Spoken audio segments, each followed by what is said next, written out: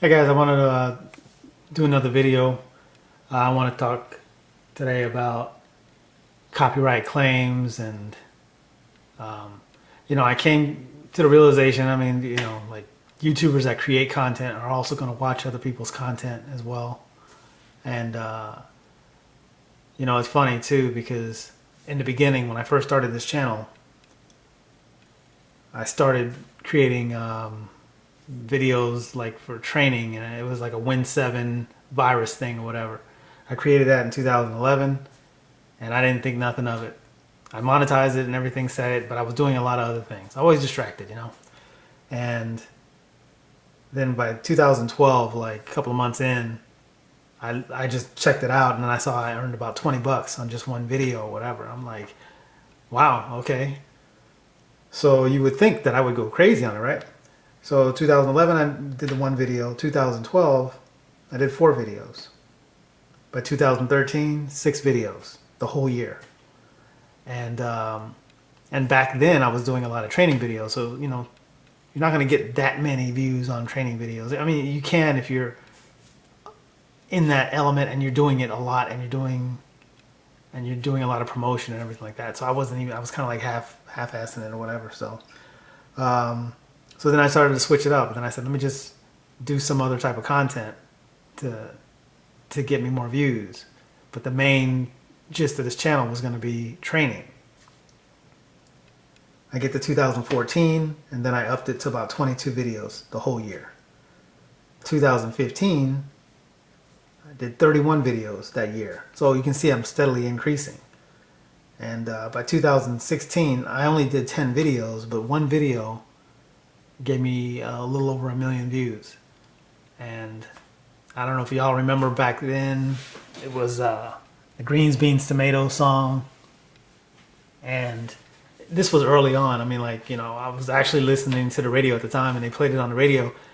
And I didn't think nothing of it. It sounded kind of funny or whatever. But it wasn't until the following week that I was like, what is that? So then I did the research, found out it was a preacher, put it together to where I not only gave a clip of the song, I only did like a 20-second clip of the song, but I stated who was actually the original person, what the original video was of her doing the sermon, and then putting that together. So it was like an informational thing. It was mostly for the views, is why I did it. And I did short clips. Even though I used the clips, I used short clips because I was like, well, everything on my channel was monetized. So it was a risky game with the short clips and hoping for the best. So as I'm going to go here and show that, you can see a lot of copyright claims.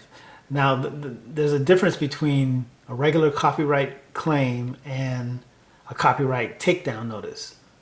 So a copyright claim, a lot of times the person that gives you or puts the copyright out there, they're like, well, this is our content, we're going to get the money for it, but we'll allow you to keep it up there. So in my eyes, I was like, okay, well, I don't mind getting these copyright claims, these small ones, and they can go ahead and get the money. I'm not getting monetized on that particular video, but I'm getting the traffic. So it was like, one hand washes the other. I was like, okay, well, that's fine. I can play that game for a while. And then by 2017, I did another 10 videos. 2018, I did 7 videos. 2019, 4 videos, because by then, like I showed you this, and this is like 28 days in, but if I did like 2020, that was all, a little over 100,000 views for the 2020.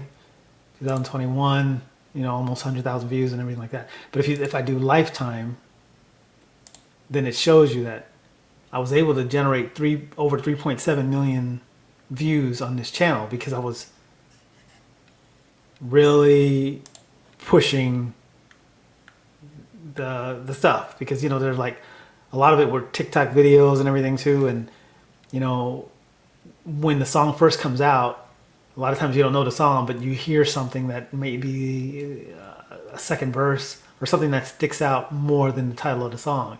And that's how I was able to create a lot of views and everything. So it was kind of a sneaky way to do it. Not really, but I was like, I need to push push traffic and stuff. But it was risky because then, and I couldn't find the email, but there was one email where we were like, we're demonetizing everything. And I don't know if I said it. In 2020, I had 20 videos, and in 2021, I had 18 videos because when I got demonetized, I think it was either in 2020 early or late 2019. It was kind of like discouraging. I was like, I put all that work in. I got it up to 3.7 million, and I was starting to make a move, and I was like, yeah. And you can see here that 1,065. That's all I made, but that's the actual thing. I get over to Social Blade, and it's doing a little synopsis of Magic Systems and everything like that, and it's showing 440,000 video views, and I'm like, that's not the true thing of Lifetime. They talk about when I created the video, which they're a little off because it was December 2011, not that, but it's kind of misleading because in the beginning it was saying this channel didn't get anything, it didn't earn anything. I'm like, no. And then it even shows up in Google, like if you, I think it was the net worth of Magic System, something like that. This channel is obviously getting $0. No. There was a loophole, and I found it, and I was able to monetize and everything like that. So now it was kind of discouraging. They demonetized it and everything like that. So I made an error, and all of these, every single one of these that had a copyright claim, I said, smart me, I'm going to take all these videos off because I don't want any problems. So I pulled about 50 videos down. And when I did that, especially the one that had over a million by itself, when I took it off the channel, the watch time crashed. Of course. The watch time crashed. So now I'm like, oh my gosh, I can't believe I just did that. So then it's double the work to try to get back monetized again. And so I look at my monetization thing here, and of course it dropped severely. So I'm at 1,304 hours of watch time, I think in whatever. So I have to work this back up to get 4,000 required in order to start monetizing again. So if they're running commercials on this channel, we're not getting anything for it. And I think that's one of the things about YouTube and everything. It's like, they can demonetize you, but then they can decide to continue running commercials on it and getting paid for the commercial, but we're not getting anything, So I don't know, but it's their platform and everything, so I just got to abide by the rules and stuff. So I was actually, when that happens, you kind of you listen to the motivational stuff and you run into a speed bump, you got to overcome the obstacles, you got to get over it and continue and work hard and everything like that. It's one thing to say it, and then I get in spurts of being motivated to do something, and then it's actually just doing it. And it was this video here by Eric Thomas, Get It Done, and I'll have the link in the description. But it was just what he said in this, and it was kind of similar to what I did, I think a couple of years back. As you can tell, some of my older videos are like I'm in the casino and I'm playing these slots and I'm hitting these things, and that was another thing too, because you go into the casino, like for me, I was going to the casino on a regular basis. I wasn't even spending that much, and this was way back when. But one day I walked in with $60 and I hit 2,000, and that was a huge return. And I thought I'd do something smart with it, and I was like, oh, you know what, I'm going to pay off the truck. I had a couple thousand, and I put it with that and pay off the truck. And so I did something smart with the money, but when I won that easily, that sucked me in. So over the years, I was winning 1,000 here, 1,000 there, 900 here, 900 there. It was, would add up and everything. But the losses were big because I was expecting to always get a return, and I didn't. So that was one of the things that, but I remember a couple years ago that I felt that it was not going in the right direction, that I decided to write a promissory note that I'm not going to go back to the casino. And then I had my girl sign it with me and everything. So that would hold me accountable and everything. We put it on paper, sealed it in an envelope, stuck it in the drawer. And it's been years since I've gone because, it takes, I don't know, what do they say? 14 days to break a habit or whatever. But the moment I decided it was a dead end road and it wasn't going anywhere and I had to stop, that held me accountable. So when I saw that video, oops, not that one. That one's controversial anyways. But when I saw this video and everything like that, he reminded me that that's what I did. You know, when you hold yourself accountable to somebody else, then you have something to work towards. If I would have switched that to video making, that would have been great. But no, you know, I switched it to that. That got that problem out of the way. Fast forward so many years later and everything. And so that video got me to start uploading again. And, you know, it's something that, you know, I need to keep going. I just need to keep going and keep pushing through and everything. And I know eventually I'll either get to this or past this. I know some of the really big channels, and you wonder how like PewDiePie and all those other big channels do so well, but the guy's a maniac. Like he's got over 4,000 videos, over 4,000. And a lot of them are long. So it's all about watch time too. You know, it's not even just about putting content out there, you know. The longer the watch time is, the more you get paid for something. And actually, it's for training videos, you get paid a little bit more than, oh, this song sounds like this. But this song sounds like this is getting me more views than the training videos. So it's kind of like with parameter value, it was around like, I think it was 76,000 views, but that took 5 years, I believe. But then I had that Ba-da-da thing.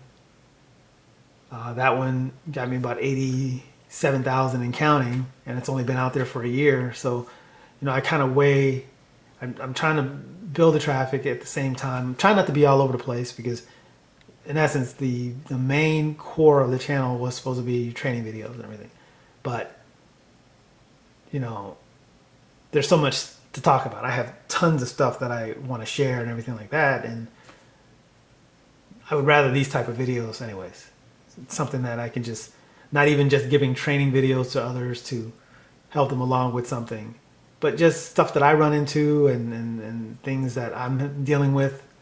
So now a lot of my videos, most of them, I don't have the sound clip on there. Maybe one or two I'll take a chance with, you know, with the bots in the system and everything like that. But most of them I'll just talk it through.